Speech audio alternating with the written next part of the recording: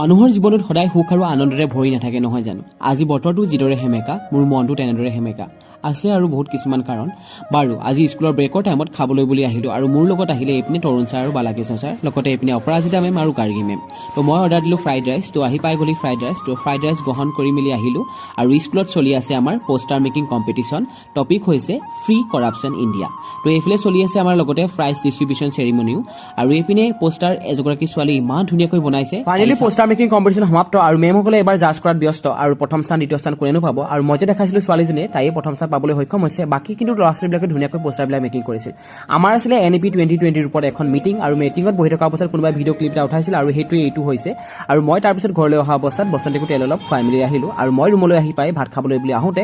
dining টেবুলত ভাতৰ সলনি এইবিলাক গজাল চজালে দেখা পালো তো ফাইনেলি ভাতকেইটা ভাগত পালো আৰু তো এতিয়া আমি কথা মালিহা মাৰি ভাতকেইটা খাই লওঁ তো আপোনালোকে ভিডিঅ'টো চাই ভাল পাইছে যদি লাইক কৰক শ্বেয়াৰ কৰক